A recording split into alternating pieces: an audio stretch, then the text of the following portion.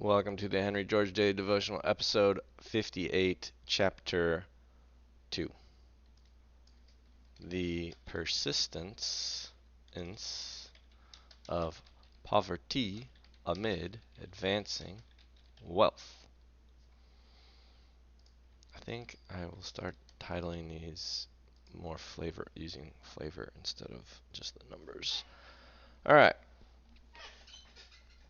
We determined what causes depressions, which has continued since this time still, and it has continued to baffle all non-Georgist economists everywhere. Some claim to understand, but they are probably wrong. What does that little thing do? Link copy to clipboard. I could paste these in the video. So in the description, that would take you straight to here, and you could read along easily. Interesting. I'm improving my methodology for the second read-through. Annual read-through. All right. Henry George writes, "The great problem, of which these recurring seasons of industrial depression are but peculiar manifestations, is now, I think, fully solved." Bam. And the social phenomena which all over the civilized world appall the philanthropist and perplex the statesman, which hang with clouds the future of the most advanced races, and suggests doubts of the reality and ultimate goal of what we have fondly called progress, are now explained. Oh, he puts his explanation in italics.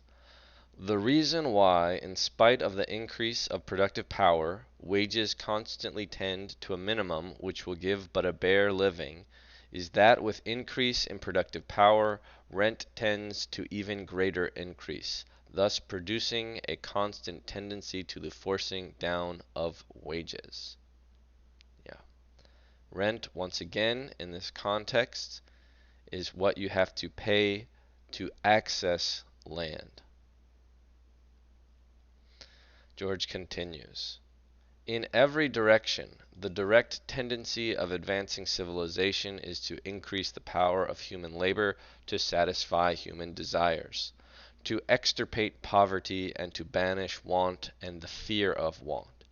All the things in which progress consists, all the conditions which progressive communities are striving for, have for their direct and natural result the improvement of the material, and consequently the intellectual and moral, more on that later, condition of all within their influence."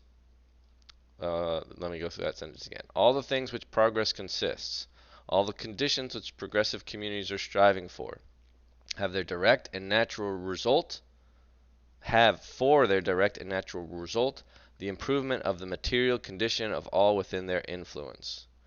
The growth of population, the increase and extension of exchanges, the discoveries of science, the march of invention, the spread of education, the improvement of government, and the amelioration of manners, considered as material forces, have all a direct tendency to increase the productive power of labor. Not of some labor, but of all labor. Remember this connection.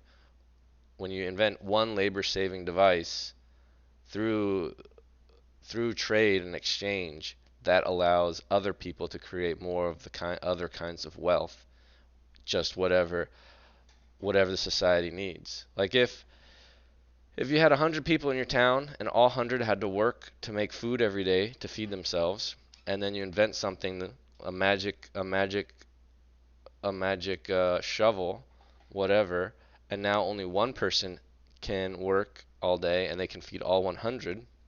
That means 99 other people, they're not put out of work. They can start making video games. They can start making books. They can start making, uh, cars or shoes. Because I guess everyone was naked in this society. It was 100 naked people just eating every day. So the labor-saving invention of the magic shovel, which I shouldn't call it a magic shovel, we'll just call it like the backhoe. The invention of the backhoe uh, if society wants a whole ton more food, sure, they can do that. But if society doesn't really want more food, they had enough food, they can just redirect that now extra labor towards the things they do want. So in that way, improving the ability in one industry to make more lets you redirect labor, and so society just gets more of whatever it wants, of whatever it can is capable of producing. It can just make more of that. Text messages. And then the other mention that I thought was interesting is here. My mom would be happy to hear that the amelioration of manners uh, improves how well a society does. I guess I can grant that. No, certainly manners and protocol like that smooths trade and makes communication easier and clearer. I believe that's the real practical explanation. Um, you could even go further and say like, oh, makes people happier, in which case, I don't know, whatever. Uh, okay. Not of some, but of all labor. Not in some departments of industry, but in all departments of industry. For the law of the production of wealth in society is the law of each for all and all for each. But labor cannot reap the benefits which advancing civilization thus brings, because they are intercepted. Land being necessary to labor, and being reduced to private ownership, every increase in the productive power of labor but increases rent, the price that labor must pay for the opportunity to utilize its power, and thus all the advantages gained by the march of progress go to the owners of land. And wages do not increase, wages cannot increase, for the greater the earnings of labor, the greater the price that labor must pay out of its earnings for the opportunity to make any earnings at all. Yes, if that 100-person society had one landlord, well, he's gonna get rich off the backhoe and nobody else. The mere The mere laborer has thus no more interest in the general advance of productive power than the Cuban slave has in the price of sugar. Yeah, the Cuban slave doesn't care if the price of sugar goes up, but the Cuban slave owner does. And just as an advance in the price of sugar may make the condition of the slave worse by inducing the master to drive him harder, so may the condition of the free laborer be positively as well as relatively changed for the worse by the increase in the productive power of his labor. For begotten of the continuous advance of rents arises a speculative tendency which discounts the effect of future improvements by a still further advance of rents, and thus tends, where this has not occurred from the normal advance of rent, to drive down wages to the slave point, the point at which the laborer can just live. Can just live.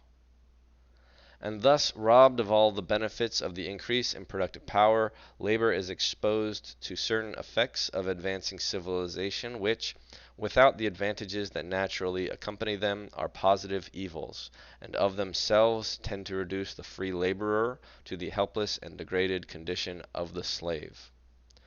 For all improvements which add to productive power as civilization advances consists in or necessitate a still further subdivision of labor, and the efficiency of the whole body of laborers is increased at the expense of the independence of the constituents.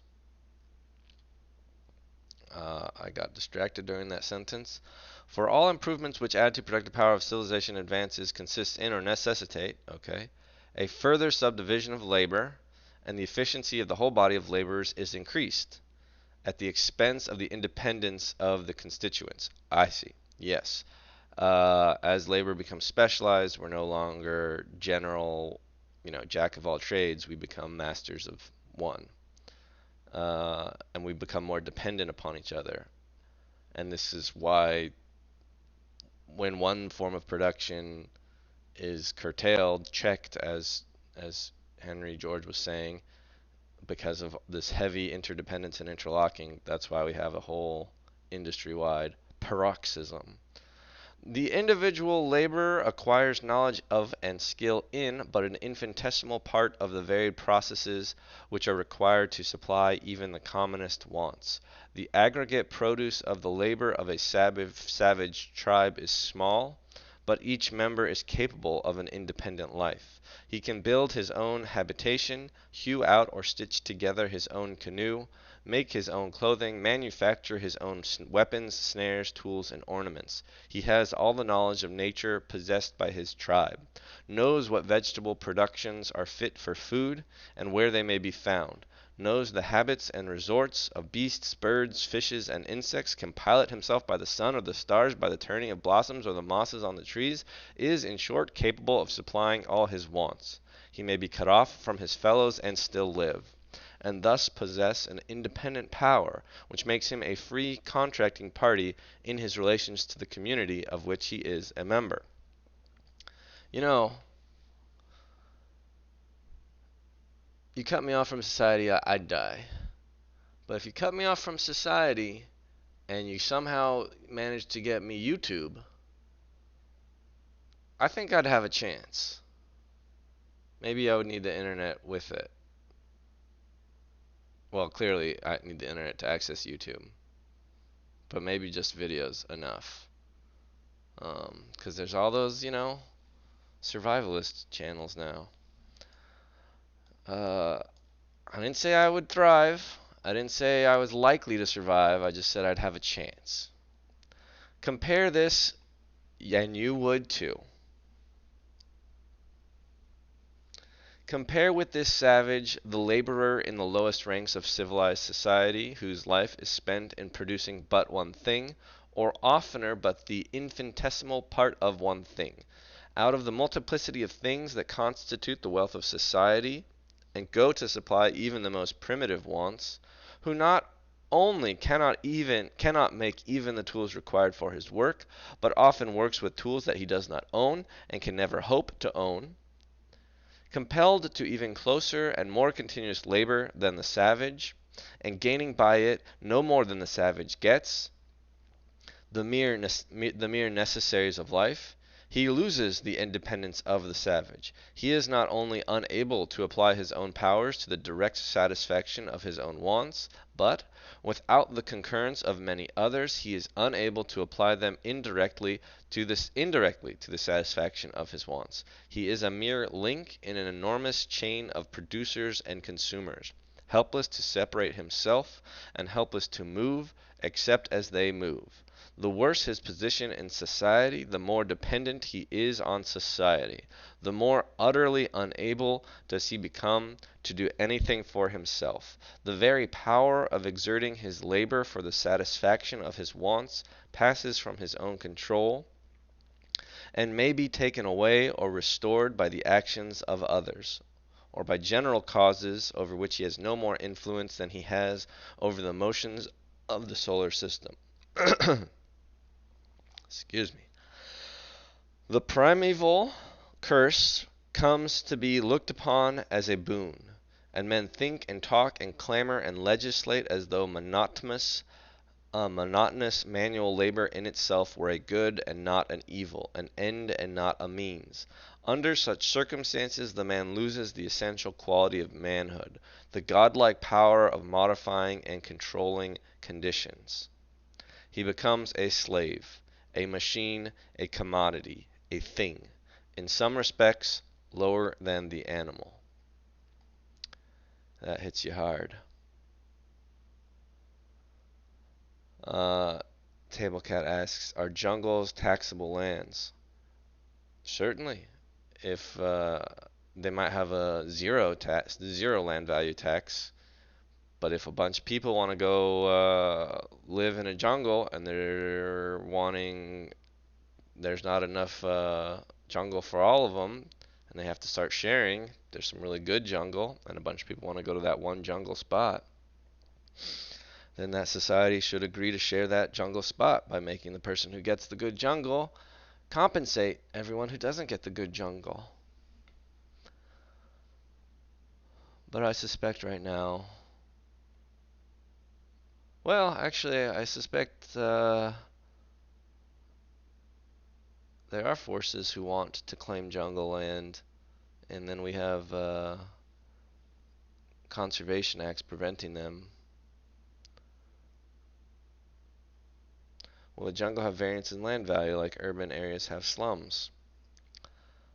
Yeah, just like any natural land, there at the early development of society.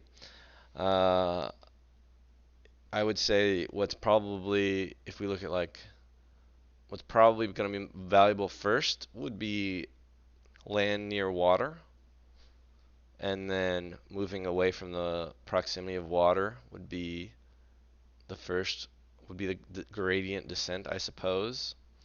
And then I don't know what exactly they're using harvesting for food, but good hunting lands are good berry picking lands. Um, yeah, I don't know. Well, that's true. California is land near water, so I guess then you would have to distinguish between, potable water or just transportational water. Um, and depends if your society has developed agriculture or not. Anyway, back to George. I am no sentimental admirer of the savage state. I do not get my ideas of the untutored children of nature from Rousseau or Chateaubriand or Cooper. I am conscious of its material and mental poverty and its low and narrow range. I believe that civilization is not only the natural destiny of man, but the enfranchisement and elevation and refinement of all his powers, and think that it is only in such moods as may lead him to envy the cud-chewing cattle that a man who is free to the advantages of civilization could look with regret upon the savage state. But nevertheless, I think no one who will open his eyes to the facts can resist the conclusion that there are in the heart of our civilization large classes with whom the veriest savage could not afford to exchange. It is my deliberate opinion that if, standing on the threshold of being, one were given the choice of entering life as a Tierra del Fuegan, a black fellow of Australia, an Eskimo in the Arctic Circle, or among the lowest classes in such a highly civilized country as Great Britain, he would make infinitely the better choice in selecting the lot of the savage. For those classes who, in the midst of wealth, are condemned to want, suffer all the privations of the savage without his sense of personal freedom. They are condemned to more than his narrowness and littleness, without opportunity for the growth of his rude virtues. If their horizon is wider, it is but to reveal blessings that they cannot enjoy. That is heavy shit. There are some to whom this may seem like exaggeration, but it is only because they have never suffered themselves to realize the true condition of those classes upon whom the iron heel of modern civilization presses with full force.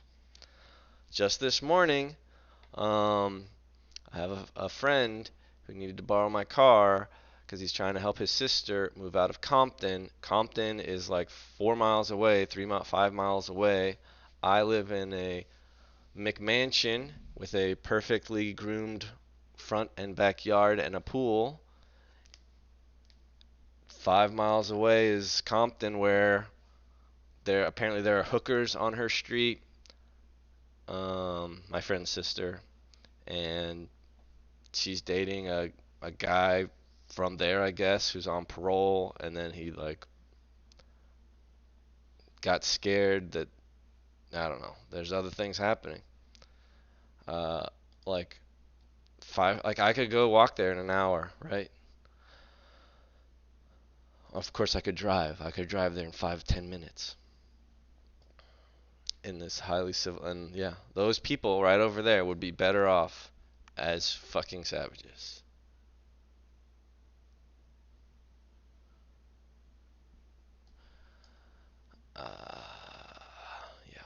As de Tocqueville observed in one of his letters to Mademoiselle Swetchine, we so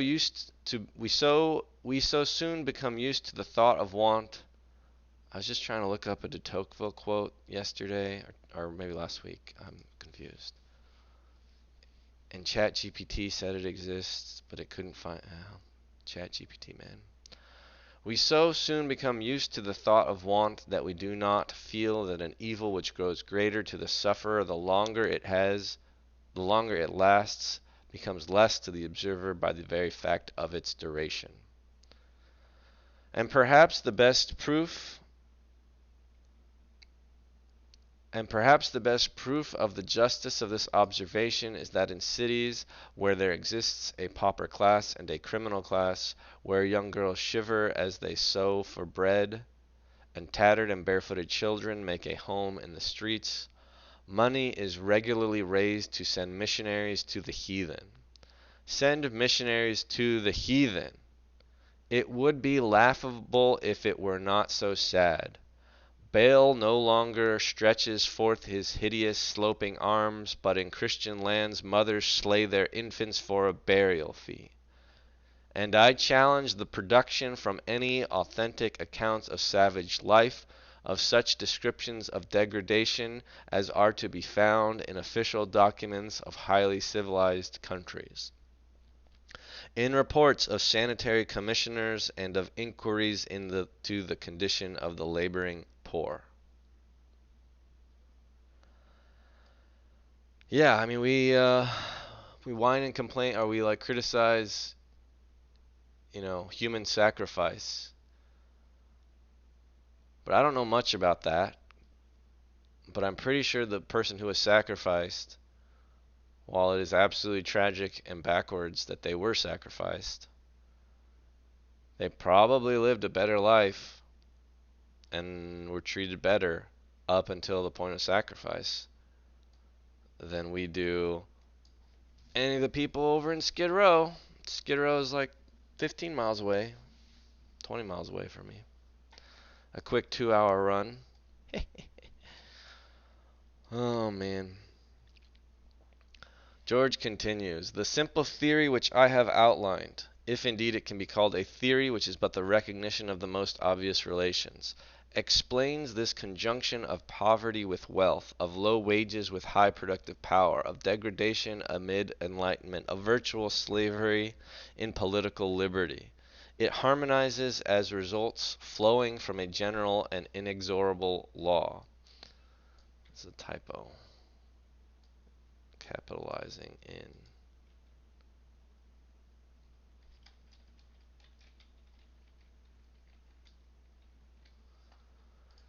It harmonizes as results flowing from a general and inexorable law, facts otherwise most perplexing, and exhibits the sequence and relation between phenomena that without reference to it are diverse and contradictory. It explains why interests and wages are higher in new than in older communities, though the average as well as the aggregate of production of wealth is less.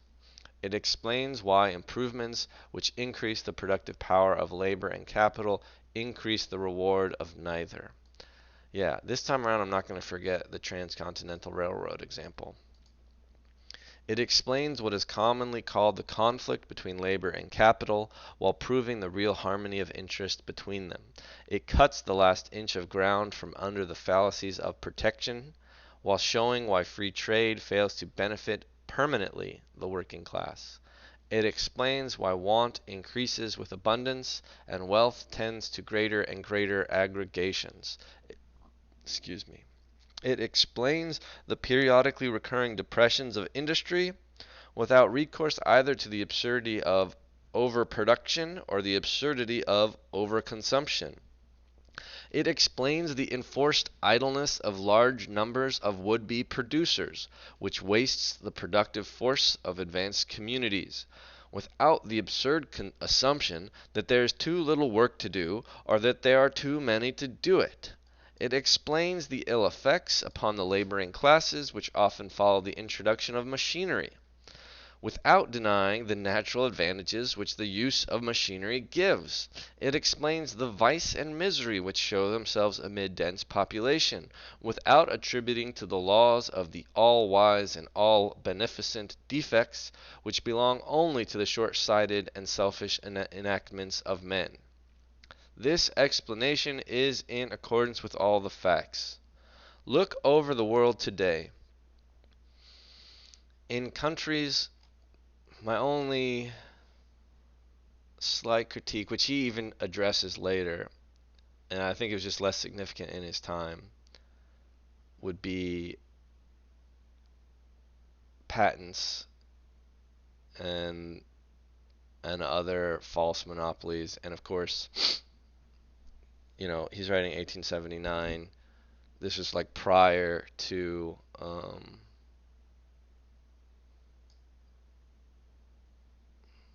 I guess, like,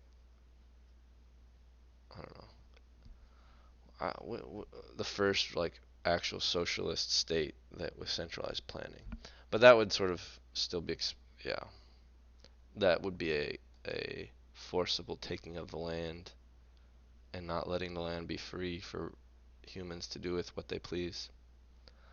Look over the world today in countries the most widely differing, under conditions the most diverse as to government, as to industries, as to tariffs, as to currency. You will find distress among the working classes, but everywhere that you thus find distress and destitution in the midst of wealth, you will find that the land is monopolized, that instead of being treated as the common property of the whole people, it is treated as the private property of individuals. You know, I take back my comment about how significant patents and things like it are. I just wanted to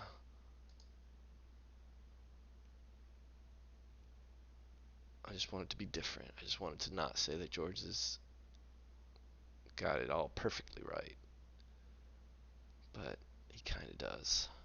I don't know.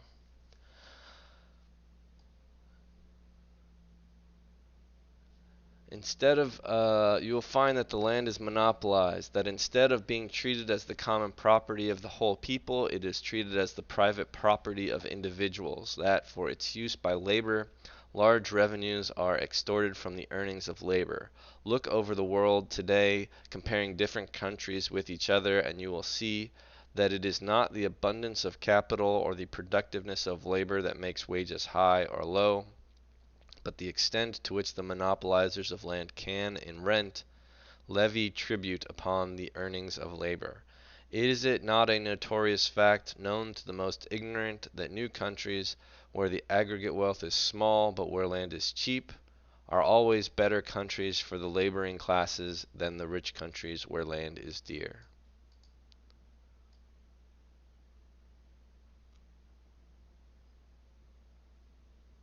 I'm now thinking about, all this. There's a lot of talk of immigration in the USA right now. Do we still consider the USA new?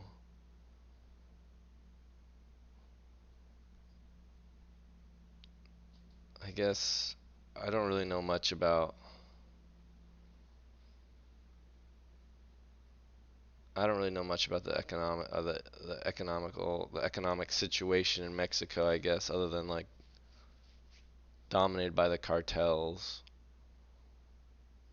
and it's just a violent state, I guess. I don't know. I also hear that Mexico has done a lot better in the last 10 years or something, but I don't know. I don't know any of their policy decisions really. Wherever you find land relatively low, will you not find wages relatively high? And wherever land is high, will you not find wages low? As land increases in value, poverty deepens and pauperism appears. In the new settlements where land is cheap, you will find no beggars, and the inequalities in condition are very slight. In the great cities where land is so valuable that it is measured by the foot, you will find the extremes of poverty and of luxury. and this disparity in condition between the two extremes of the social scale may always be measured by the price of land.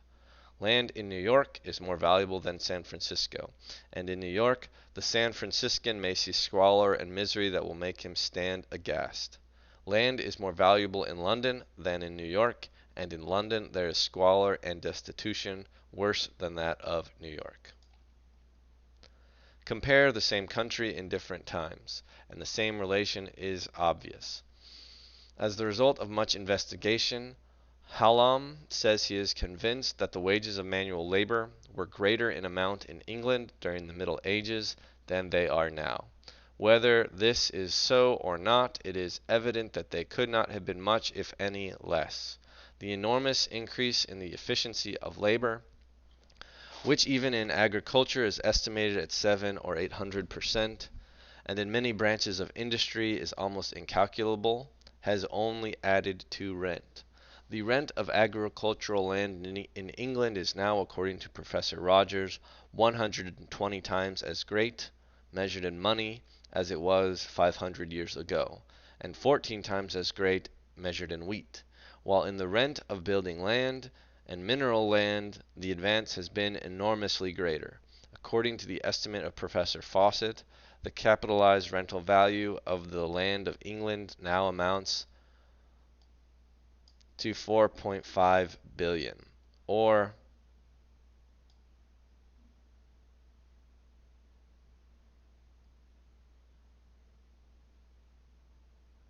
that's 4.5 billion pounds, and I guess this is the dollar sign again.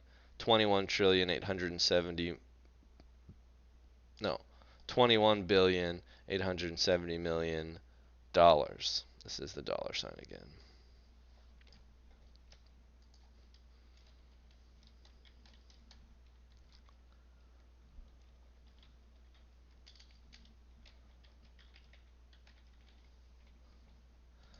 That is to say, oh hello, John. Hello, so unnecessary. Um, Welcome. We've just been talking about how we've been talking about the sad fact that the lowest of our modern day wage earners would genuinely be better. I don't like to say stating the conclude. You guys should have been here earlier. Well, you can watch the VOD. Uh, yeah, I mean the simple fact is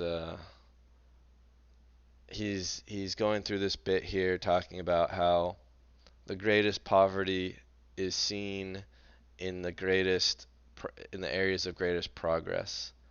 There in his time, he is saying, uh, where is this San Francisco bit?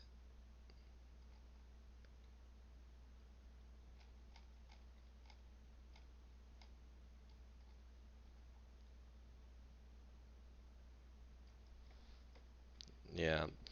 Um, the land in New York is more valuable than San Francisco, and in New York the San Franciscan may see squalor and misery that will make him stand aghast. Land is more valuable in London than in New York, and in London there is squalor and destitution worse than that of New York. He's writing in 1879, so San Francisco had not developed that much. Anyway, we were over here. Um, so the land value of England is now 4.5 billion pounds, or 21 billion dollars. That should be a dollar sign. That is to say, a few thousand of the people of England hold a lien upon the labor of the rest, the capitalized value of which is more than twice as great as, at the average price of Southern Negroes in 1860, would be the value of her whole population were they slaves. In Belgium and Flanders, in France and Germany, the rent and selling price of agricultural land have doubled within the last 30 years. Footnote. Citizens of Land Tenure, published by the Cobden Club. In short, increased power of production has everywhere added to the value of land.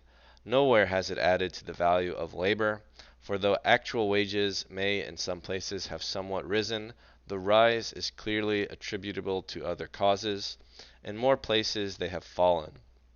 That is, where it has been possible for them to fall, for there is a minimum below which laborers cannot keep up their numbers, and everywhere wages as a proportion of the produce have decreased. And that is where I was going to stop today.